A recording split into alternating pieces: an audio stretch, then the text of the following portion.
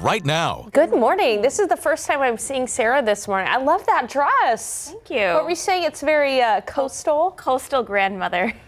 That was a thing on TikTok, maybe a couple of years ago. Well, you are from Corpus Christi. You know, just embracing the trend. But you're not a grandmother. I'm not. I am a young new mother. She had to underline young there. Sleep-deprived young new mother. Yes, there we go. So am I. But hey, good morning. I woke up outside. It doesn't feel too bad out there this morning. It's okay. It's generally in the 70s, but you go up to the hill country. Look at this. It's 66 in Bernie and in Comfort. This is that time of year where up in the hill country, I mean, it could be a few degrees cooler than San Antonio. Right now, it's about 10 degrees cooler than San Antonio. Crisp air up there in the hill country with those higher elevations. So pretty nice start to the day in the hill country. Otherwise, it's nice around San Antonio. Generally, though, a little bit on the humid side. And today, what we're going to be looking at is a high temperature of 97. Yesterday, we were at 96. Today, we'll be about a degree hotter, feeling like 100 degrees. There's a small 10% chance for a stray shower in the afternoon, but don't bank on the rain, bank on the heat. Now, I want to show you temperatures across the nation. This morning, some areas in the Dakotas waking up into the 40s. Meanwhile, it's still 93 degrees in Phoenix, Arizona, but let's take a look even farther to the north. In parts of Canada, it's in the 30s. Why the heck am I showing you Canada and Canadian temperatures this morning? That's because this is some cool Canadian air that's actually going to make it to parts of Texas this week and give us an opportunity for some rain here in San Antonio. I'll have those details coming up in a bit. Sarah. Sarah, thank you. New this morning, a suspect is dead after San Antonio police shot him. So SAPD Chief William McManus tells us this started with reports of a stabbing just after midnight. 3 officers went to check it out. This was at the Knights Inn. That's on East Houston near I-10.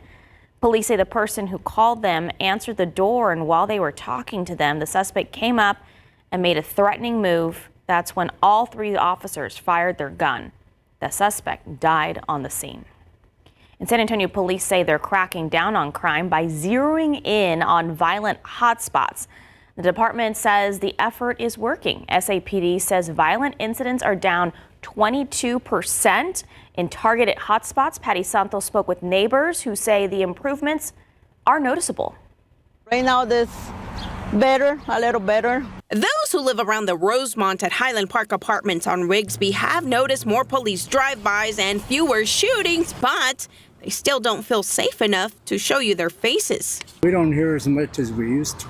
Used to hear gunshots, but I haven't heard any. They change a little bit, but right now they're going to start doing again. And a lot of homeless. Management at the apartments is working with SAPD in a crime reduction program. It's part of a larger 2-year study with UTSA. First, police break up the city into 135,000 grids to identify crime hotspots. Patrol cars with flashing lights were parked in the areas as a crime deterrent, and police say it worked. Then we shifted a little bit to where the officers are getting out of their vehicles and they're talking with people and walking around to be seen. Phase 2 targets the most violent places. These apartments were ranked 4th in violent crime incidents and calls. The research team found 19 contributing issues like poor lighting, homeless encampments, and a nearby convenience store. After 1 year of tackling the issues, police say violent crimes went down 50% and trespassing calls stopped. The study shows overall violent crime is down 22% in targeted hotspots, with a 6% drop spilling into neighboring communities. There was a lot of doubt, including me, there was a lot of doubt in people's minds that this would work. Patty Santos, KSAT 12 News. Thank you, Patty. In the next phase of the study, which will be announced later this fall, will focus on working with repeat and high-risk offenders. The goal is to help them get jobs or other assistance to address the root causes of their criminal behavior.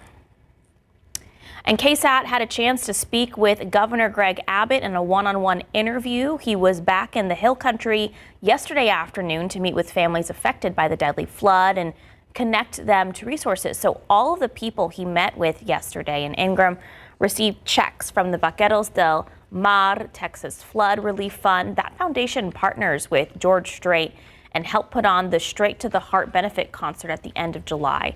So many of the checks people received yesterday were $25,000. Governor Abbott met families after they received those checks. Our goal is to help these people rebuild as quickly as possible. First, the worst tragedy, of course, is the loss of life. And then there's the loss of all these homes that people used to live in. And we want to make sure that they're able to rebuild their home, not next year, but next month. Our Avery Everett spoke to Governor Abbott one-on-one yesterday. She asked him about the state's flood response and the special session. We'll have more later this morning in the 8 o'clock hour of GMSA. That full conversation right now is on KSAT.com. Well, soon Texas families will be able to apply for state funds to pay for private school tuition and other education benefits. Zaria Oates spoke with parents who attended an informational event about the educational savings account bill, and many of these parents had different reasons for their interest in the program.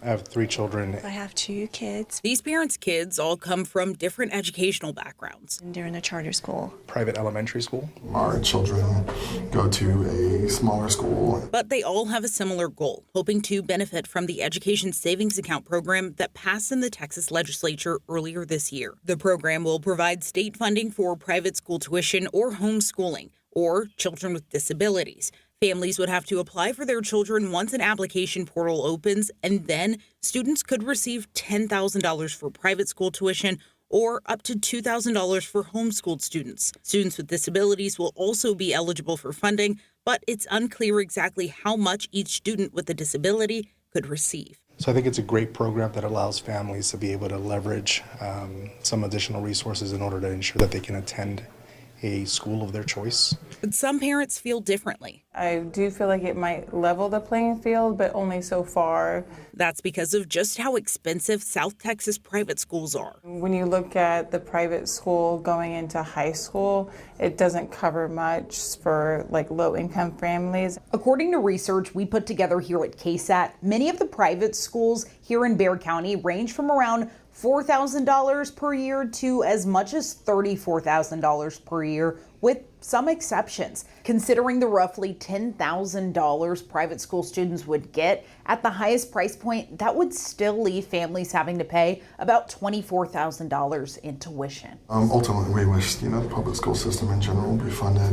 It concerns me when I feel that the whole education from early on is guided by a standardizing test. Ultimately, this is a part of why she and other parents are interested in more information about the program. The School Discovery Network has been hosting these free town hall meetings about the Education Savings Program to help families figure out if the program is a good fit for them and how to move forward once the portal opens. The next town hall will be virtual on August 28th. I'm Zaria Oates, KSAT 12 News.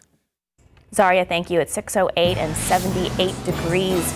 More than 15 million Americans are now finding weight loss success thanks to the GLP-1 medications like Ozempic, Wegovy, or Mounjaro. However, experts say if patients aren't careful, they could lose more than just fat. CNN's Mandy Gaither has a look at those exercises that are critical for people using these medications. Well, weight loss medications are popular, specifically GLP injections, but it's no quick fix, and the medications alone won't help you stay healthy. So CNN's Mandy Gaither explains why certain exercises should be part of your weight loss plan if you're taking these medications. They've become an important weapon in the battle against obesity. GLP-1 medications can lead to significant weight loss, but experts warn the number on the scale can't decipher between fat and muscle. The key to weight loss, and especially weight loss maintenance, is always going to be diet and exercise. It's unclear how much muscle a patient on these drugs may lose, but studies have indicated anywhere from 15 to 60% of the lost weight is lean muscle mass, meaning if you shed 50 pounds, you'll potentially be losing 7.5 to 30 pounds of lean muscle. That's why strength and resistance training is crucial, says Cleveland Clinic Dr. Paminda Kabandugama. Things like free weights, things like the weight machines help. In a lot of my patients who might be a little bit older, I do recommend things like water exercises. Every week, Kabandu Gama says all adults should aim for 150 minutes of moderate intensity activity like a brisk walk, water aerobics, pushing a lawnmower, or playing a sport like doubles tennis. The CDC says you could also do 75 minutes of vigorous activity each week. That could include jogging or running, swimming laps, or playing basketball. Kabandu Gama says protein is also key to building muscle. On average, he recommends about 35 grams of protein with every meal. We want them to make sure that, they are still preserving muscle or even maybe gaining a little bit of muscle while they are technically losing weight. For Health Minute, I'm Mandy Gaither. All right, we are going to be looking at a hot day, high temperatures near 100, but there are parts of Texas that are going to be looking at highs this week in the 60s and 70s. Will that cool air be here? I'll have the details coming up. Good morning. Good morning. Yesterday I sat outside a little bit on the porch in the shade before noon, and it was doable. Yeah, and today's going to be similar. It will be hot afternoon, so I don't want you to get me wrong. It's going to feel like it's close to 100 degrees today. But again, August, for the most part, even though it's our hottest month of the year typically, this August has not been too bad for us. And this week, as we end August, is going to kind of follow a similar weather pattern. As we take a look outside right now, we are looking at temperatures generally in the 70s around San Antonio, 75 in the Alamo City, 75 in New Braunfels. But look at Burning in Kerrville. Morning lows in the 60s. Feels pretty crisp and cool across the Texas Hill Country early this morning, so not too bad. Looking ahead to the forecast, though, we're going to be mostly sunny and hot. By noon, we're going to be close to 90. There's that small, very small 10% chance for a stray shower. The main thing to know is that it's going to be a hot one. 97 for the high, feeling like 100. Generally east-southeast winds at about 5 to 10 miles per hour. We look at highs across south central Texas, it's going to be near 100 out near Del Rio, 97 in Eagle Pass, 95 in Kerrville, 96 in Gonzales, 99 though in Cotulla and Laredo, so close to 100 degrees southwest of San Antonio. Look at highs across the nation. Forecast highs only in the 60s and 70s across the northern tier of the United States. Meanwhile, it's going to be 109 in Phoenix, 103 in Las Vegas. This cooler air is behind a rare August cool front that's going to make it to Texas. This area does get cool fronts every now and then, but for the front to make it to Texas is what is fairly rare about this. So as we take a look toward about Tuesday morning, many of us across Texas are going to wake up with morning lows in the 60s, but here in San Antonio, it'll still be in the 70s. Those high temperatures are where we're really going to see a stark contrast across Texas.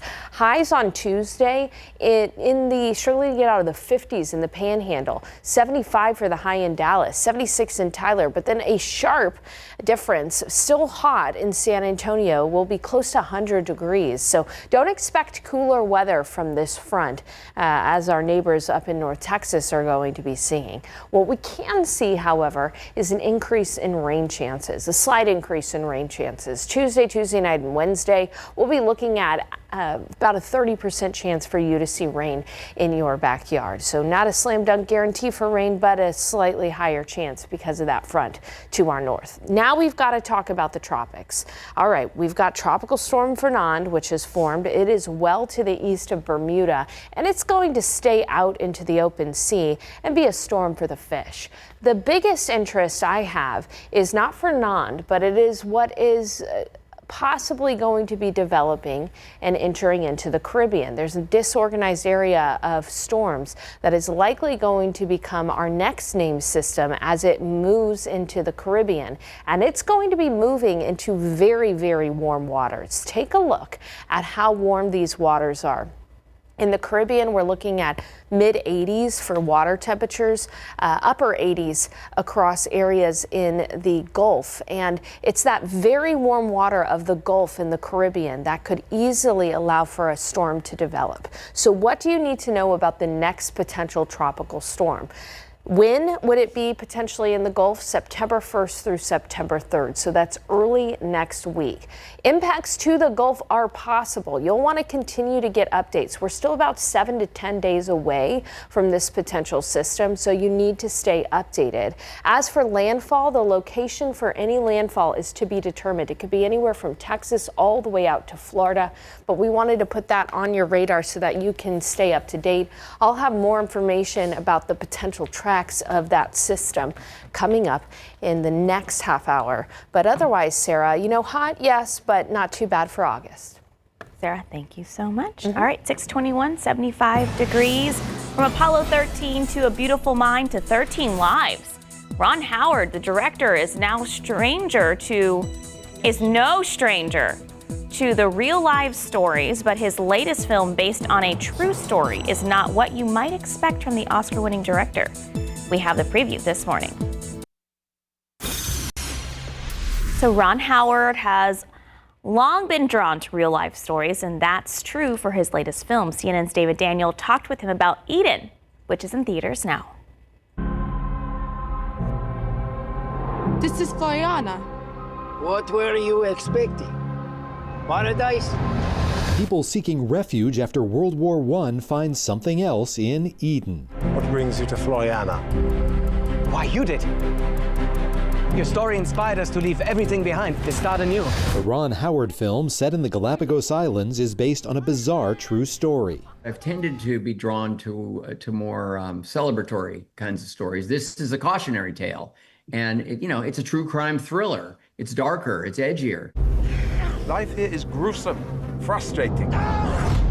Failure is inevitable. Ana de Armas, Jude Law, Vanessa Kirby, Daniel Bruhl, and Sydney Sweeney star in the thriller. They'd done their research, they cared about these characters, they wanted to bring it to life, and because it's one of those stranger than fiction kinds of stories, and some of these characters are pretty outrageous, it also required a kind of creative guts and to tackle these characters. They're trying their best to ruin us. They won't, because we are a family. You're a traitor. Howard says the nearly 100-year-old story resonates today. One of the most searched phrases on the internet is off the grid.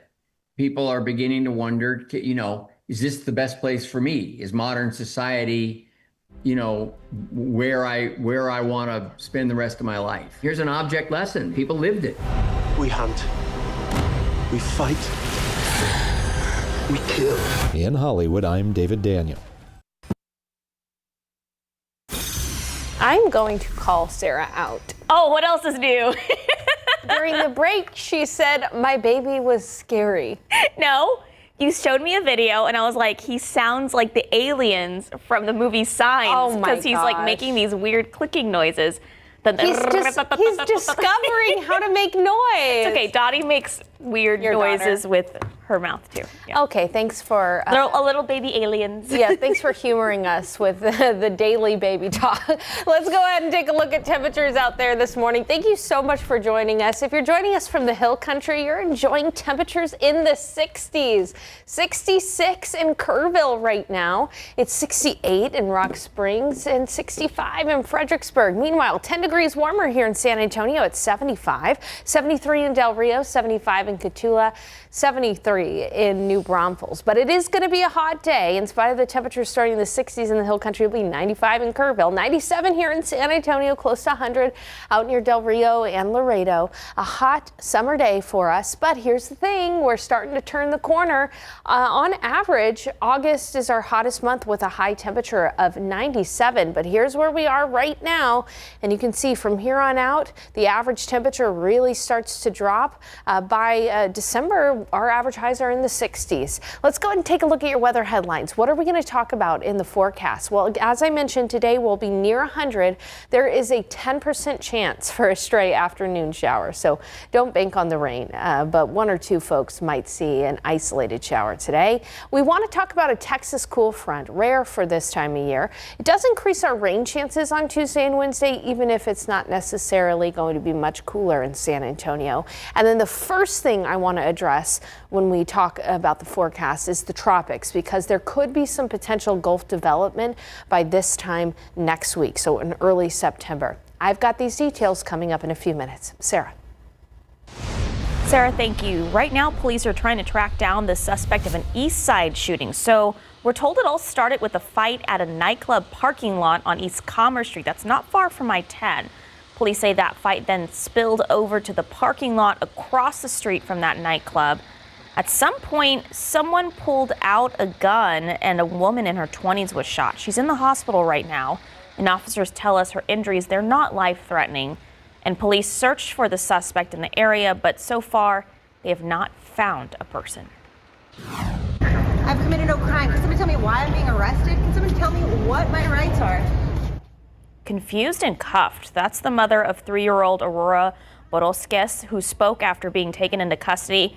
This comes after an Amber Alert that was issued for her daughter. You may have noticed that Amber Alert a couple of days ago on your phone.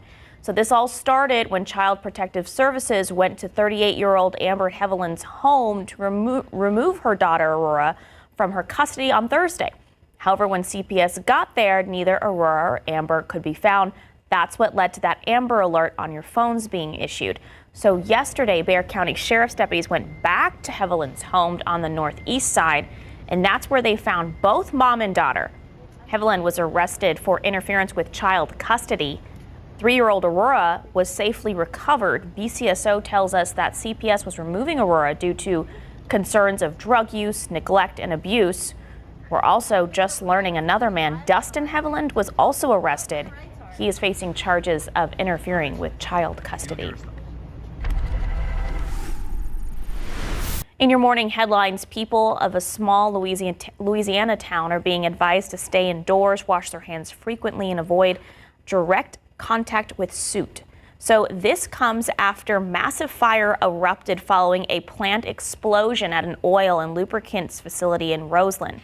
That's about an hour north of New Orleans. Fortunately, no one was hurt, but everyone within a mile radius, including an elementary school, were ordered out. The FAA quickly moved to restrict the airspace, banning flights over the area. The EPA now deploying special aircraft to test the quality as investigators work to determine what caused the blast.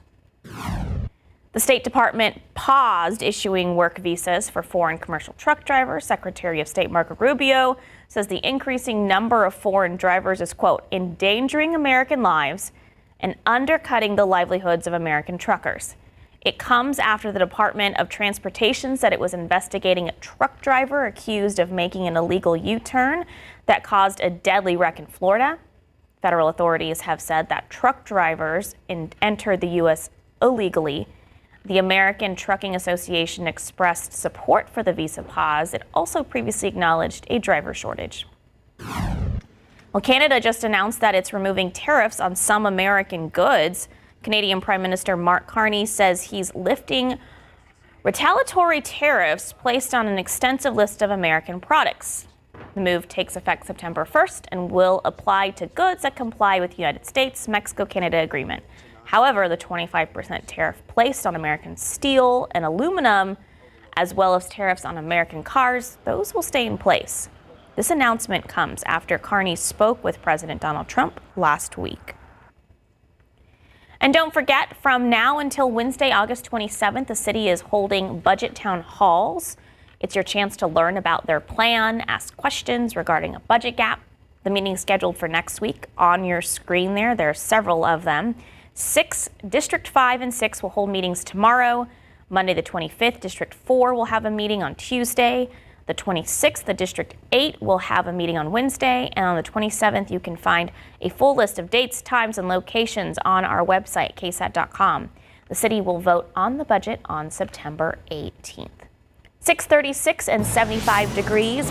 It might be the most important meal of the day, but it's also the easiest to get wrong. A breakfast staple might not be providing the nutrients you and your family needs. How to make sure you're making the right choices when it comes to cereal.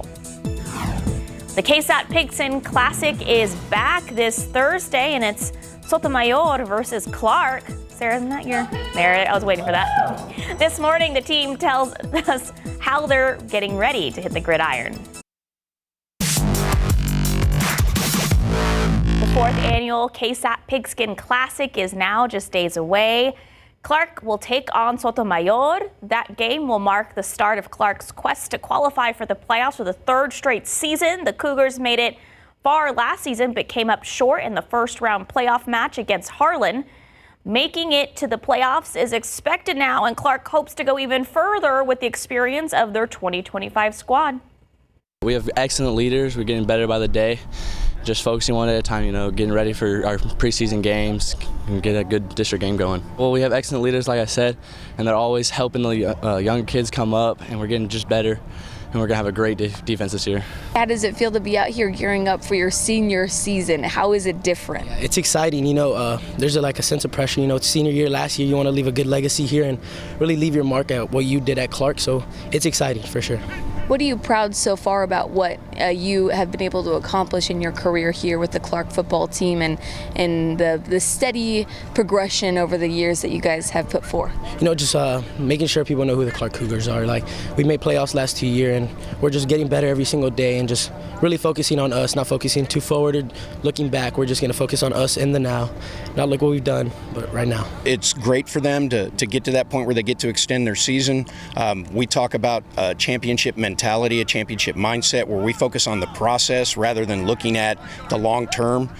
So for them, yes, it was satisfaction in terms of finally getting to that spot that they've been working toward, and now we're working on a consistency of that, attacking every day and every week like a championship team with that kind of mindset, focusing on the process to see if we can get to 1 of 4 and then try to continue to advance in the playoffs. So the Cougars have 30 returning lettermen, including 8 starters on offense and 8 on defense. The Cougars also opened up their season last year with Sotomayor, and Clark lost that game. So that was 33-10, a result of turning the ball over too many times. Last year, the Sotomayor Wildcats had its best season in its young history, making it to the 2nd round of playoffs. This senior class is the first group to have been in the Wildcats program for all 4 years, and the seniors have a lot of pride in their impact on the program. Having 27 seniors, this group is almost entirely player-led. So what's new for them this season? Well, we've got a new offensive coordinator. We were really run-oriented, which we kind of will still be. And I say run-oriented, we were 70-30, maybe 80-20 in terms of the run, just because of the stable of running backs that we have. But now we're trying to really spread things out. With the offensive lineman challenges comes the challenge of not having a tight end, a true tight end. And so we're trying to make a little bit of an adjustment in terms to see if we can kind of make defenses play from sideline to sideline. So although our offense did go through many changes, we had a few coaches leave, but the players were still there. So even though the coaches were gone, the players took it to themselves, we worked together. If their coaches weren't there, we were putting it by ourselves. So I think even as young kids, we came together as something like adults should do. I think we did good on that, so we came together, we brought each other up. So little things that we needed to work on, we fixed. Stuff that we messed up on last year, we did. Even though we learned a lot of new stuff, so we're not new offense, but I think we did really good. I'm most excited for our defense. The DB unit especially, we're all very close, and we built this from the ground up, so it means that much more to us. This year, one thing we're really trying to work on is the little details all the time. So I feel like if we just accomplish that, we're just going to be that much better. Well, we got a chip on our shoulder from last year, so we're all pretty hot right now. We want to go further.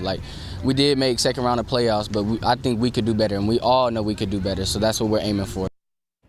All right, here it is. That matchup for the KSAT Pigskin Classic kickoff is set for this Thursday, August 28th at Ferris Stadium. If you can't be there with us, you can catch all the action live any way you stream. The fun starts with our pre-show game at 6:30 p.m. I just also want to give a shout out not just to the football teams. Myself and Jaffney Gray, we have visited both schools in the last 2 weeks. Before the big game, we will be highlighting other programs that make both these schools so incredible. All right, it's 6:44, 75 degrees. Sarah, I believe you are taking a side on this one. Sotomayor, great adversary for Clark, but I am a Clark Cougar graduate. Yeah, I gotta go for my Cougars. Gotta go for your team. Representing Clark Choir, Clark Theater, Clark Weather. All the arts. In science, Clark Weather. Let's have a look at the forecast after the break. Science. All right, Clark Cougar, we were just talking about it. Are you going to do the song? No, okay. We pledge to thee our loyalty forever, Tom Clark. I could go on, but I won't. Are you proud of that? I am proud of that, and I'm also proud that our director, who's operating the show, is also a Clark Cougar. She tried to get her to do the song with her, and she didn't know it. She didn't know it. Must be a choir thing. Or Sarah Spivey thing. Or that. Okay, so let's go ahead and talk about the weather. We can talk about Clark later. That's the Weather Center, which is where I operate, but we can go ahead and change it to the weather wall. That would be great. And we'll talk about it. Again, today is going to be hot, Sarah. We're going to be near 100. Shout out to the guys in the back. Thank you. Woo! We're going to be near 100 with a 10% chance for a stray afternoon shower. Texas cool front's going to be moving through, rare for August. It'll not necessarily make us cool, but it'll increase our rain chances Tuesday and Wednesday. And then I want to start with a look at the tropics and potential Gulf development in early September. So let's start there. First, we've got Tropical Storm Fernand, newly named storm, but it's going to stay east of Bermuda and it's going to stay out into the open Atlantic before falling apart. It's much smaller than Aaron, no effects to the East Coast. But in the Caribbean, there is an area of disturbed weather right here that has a good chance of developing into the next named system over the warm waters of the Caribbean. Now, beyond that, what's likely to happen, we still have to wait and see. We do think that that low pressure system is going to approach the Yucatan Peninsula by Sunday, August 31st. Beyond Sunday, August 31st, there are many different options as to what is possible.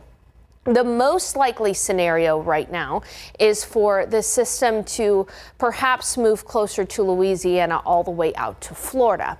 But it is still possible that we could get a low pressure system, a tropical system that moves and impacts northern Mexico and the Texas coast. So any of these things are possible. We have to wait and see. This is a long way into the future. We're talking about a week and a half into the future.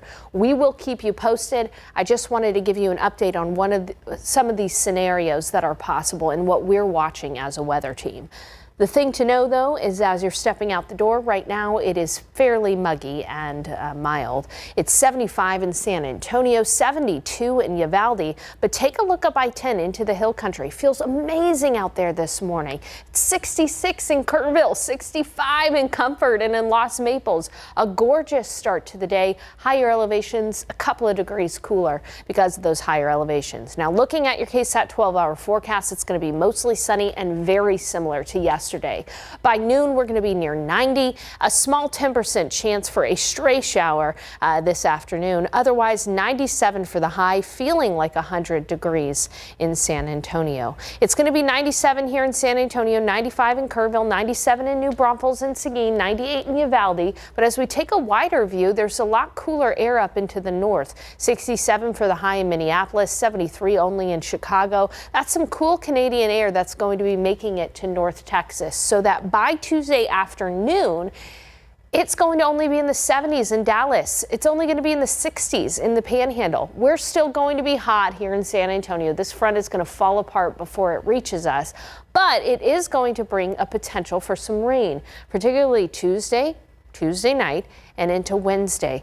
A few spotty downpours. We'll call it about a 30% chance on Tuesday and Wednesday. And because of the extra cloud cover, we'll likely only see highs in the low 90s on Wednesday, which is cooler than usual for this time of year. But as I mentioned, we're not going to see that crisp, cool fall air just yet. On average, our first fall cool front arrives to San Antonio by the end of September. So we will wait and see. So again, just wanted to give everybody an update of what we're looking at way into the future with that potential system. So, Sarah, have you had breakfast yet? Unfortunately, no. Oh, okay. I did. I eat on the way to work. I have to start my day with breakfast, but you already know that sugary cereal isn't exactly a healthy food, but recent study finds that breakfast cereals marketed to kids may be getting even worse. Sweeter, saltier, and less nutritious. How is it getting worse? I feel like we should be better about this. know. Well, our Patty Santos has tips to help you make smarter choices at the grocery store. Do your kids beg for those brightly colored boxes in the cereal aisle? Well, a recent study took a close look at the newly launched breakfast cereals between 2010 and 2023 that were geared towards kids ages 5 to 12. Over that time, the fat, sodium, and sugar content trended higher, while some of the good stuff like protein and fiber dropped. And when it comes to sugar, the numbers really jump. On average, a single serving of cereal packed nearly 3 teaspoons of sugar. According to the study authors, that's about 45% of the maximum amount of added sugars the American Heart Association recommends a child have in an entire day. All this might have you looking beyond those brightly colored boxes. Consumer Reports has advice on how to choose a breakfast cereal that will offer your kids and your whole family a better balance of nutrition. In our family, breakfast is a big deal. It's a real kickstarter to the day. And breakfast helps stabilize your blood sugar and keep you satiated so you're less likely to overeat later in the day. Cereals are convenient and can be a good source of some nutrients. That's why choosing the right one can make all the difference. When shopping for cereal, don't just look at the front of the box. Flip it over and take a close look at the ingredients list and the nutrition facts. Ingredients are listed in order of amount from most to least. So whole grains like whole wheat, oats, or barley should be the first ingredient. Whole grains have fiber, which is great for your gut and keeps you full. You can further boost the fiber content of your cereal by adding an unsweetened dried or fresh fruit. Your cereal does not have to be sugar-free to make it a healthy breakfast, but try to choose one with less than 6 grams of added sugar per serving. If your family's favorite cereal has more sugar than you'd like, don't feel like you have to give it up completely. Just try mixing it half and half with a lower sugar, higher fiber cereal. That way everyone stays happy and you're sneaking in some extra nutrition. It's an easy way to find a good balance. Cereal on its own isn't usually a major source of protein, but adding a cup of low-fat dairy or soy milk can add enough protein to help keep your blood sugar steady and your family healthy and ready to take on the day. Patty Santos, KSAT 12 News. Patty, thank you. It is 6:55, 75 degrees. Here's what's coming up on Good Morning America. And good morning to you on this Sunday. Coming up here on Good Morning America, the wildfire burning in California's wine country jumping in size, evacuation orders expanding, firefighters hampered by those extreme heat warnings, with 30 million Americans on alert for blistering heat and dry conditions. And air quality concerns in Louisiana following that massive explosion at a manufacturing plant, the warning about fallen soot in the area. The new study on those popular weight loss drugs, can they actually be linked to a lower risk of some cancers? And the energy is electric for the start of the U.S. Open right here in New York City. The top names in tennis ready to battle it out on the court and thrill the crowds. A look at the action starting today. All of it is coming up right here on GMA. All right, we are going to be hot today, 97, even hotter by a degree or two tomorrow and Tuesday. But there is a decent chance for rain Tuesday and Wednesday as a front stalls to our north. Wednesday, our highs will take a dip by about 5 degrees because of added cloud cover and the potential for rain. We'll be back up into near triple-digit territory by the weekend. But beyond next weekend, we'll be watching whatever's happening in the Gulf very closely. As your weather authority, we want to show you things that we can beyond the 7-day forecast. So stay tuned. We will keep you posted. Okay, thank you so much. Hey, don't go anywhere. Good Morning America is next. We'll be back here from 8 to 9. See you then. We'll get a breakfast taco. Maybe we will. No cereal, though. No cereal.